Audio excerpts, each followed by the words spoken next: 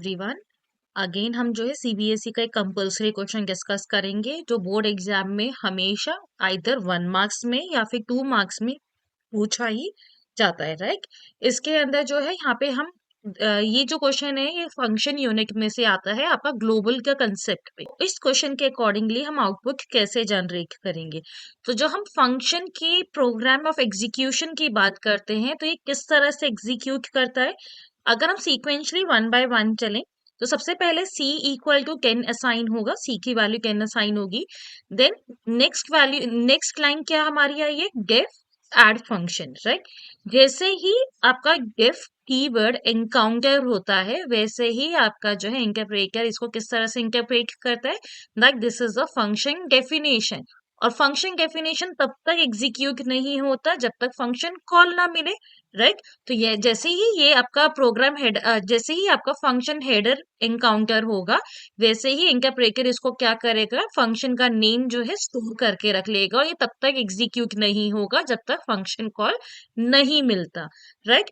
तब यहाँ पे किस तरह से ये कहाँ पे जंप करेगा, तो इसके बाद जो है ये सीधा कहाँ जंप करेगा। फर्स्ट ये लाइन एग्जीक्यूट हुई, देन हमारा हेडर वाली लाइन आई, इसके बाद सीधा वो जो है फंक्शन डेफिनेशन की इमीडिएट बाद वाली लाइन जो है वहां पे आ जाएगा। अब यहाँ पे जो कौन सा स्टेटमेंट मिला, दैट हम यहाँ पे एड फंक्शन को कॉल कर रहे हैं, राइट। ऊपर वाले जो है फंक्शन हेडर में क्या किया था इंटरप्रेटर ने, एड फंक्शन का नेम जो है स्टोर करके रखा था सो दैट जब भी फंक्शन कॉल आए तो वो इस फंक्शन डेफिनेशन को एग्जीक्यूट कर सके।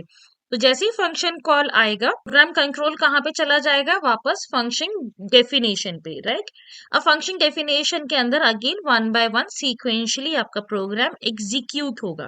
अब यहाँ पे ग्लोबल कीवर्ड यूज किया है in front of C, which means what कि यहाँ पे वो क्या करेगा, c की वैल्यू जो हम एक्सेस कर रहे हैं with in the function definition, अगर इसके अंदर कोई भी चेंजेस होंगे तो वो चेंजेस हमारे फंक्शन डेफिनेशन के बाहर भी रिफ्लेक्ट होगा। अगर सपोज हम यहाँ पे इस ग्लोबल कीवर्ड को रिमूव कर दें तो इस केस के अंदर क्या होगा कि जो भी चेंजेस हम फंक्शन के अंदर चेंज कर रहे हैं, लाइक मैंने यहाँ पे 10+2 किया तो c की वैल्यू क्या हो गई 12, तो ये लूप के अंदर क्या प्रिंट करेगा, 12 प्रिंट कर देगा, एंड्स विद हैश। लेकिन जैसे ही हम इस फंक्शन डेफिनेशन से बाहर आएंगे तो c की वैल्यू वापस से क्या हो जाएगी, 10 हो जाएगी। जो ओरिजिनल जो हमारी चेंजेस हुए हैं फंक्शन डेफिनेशन के अंदर वो फंक्शन डेफिनेशन के बाहर रिफ्लेक्ट नहीं करती हैं। तो इसका मतलब जब हम c की वैल्यू, अगर सपोज यहाँ पे हम एक प्रिंट स्टेटमेंट और स्पेसिफाई करें, प्रिंट c, राइट। तो अगर हम यहाँ पे ग्लोबल कीवर्ड नहीं यूज करते हैं तो यहाँ पे हमारा बाहर आके c की वैल्यू वापस से क्या हो जाती है, 10 हो जाती है, राइट।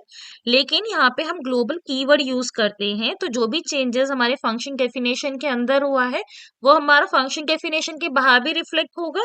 तो यहाँ पे c की वैल्यू क्या हो जाएगी, 12 हो जाएगी। सो आई सपोज ग्लोबल कीवर्ड का क्या यूज होता है ये आपको समझ में आ गया होगा, राइट।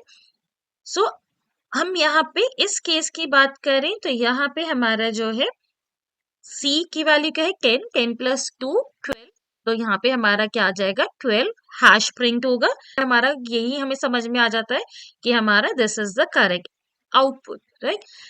लेकिन अगर हम फिर भी आगे बढ़ते हैं दोबारा से c की वैल्यू ओवरराइट होके कितनी हो गई है 15, तो यहाँ पे क्या होगा C15 प्रिंट होगा और एंड किससे होगा, परसेंटेज सिंबल से। तो करेक्ट आंसर हमारा क्या है, C part. So I hope ये ग्लोबल का कंसेप्ट कैसे यूज होगा आपको समझ में आ गया होगा, क्योंकि बोर्ड एग्जाम के अंदर ये ग्लोबल कीवर्ड के ऊपर 1 मार्क्स या 2 मार्क्स का क्वेश्चन जरूर आता है। हम और भी नेक्स्ट वीडियो के अंदर हम जो है और बोर्ड एग्जाम के कंपल्सरी क्वेश्चन डिस्कस करेंगे।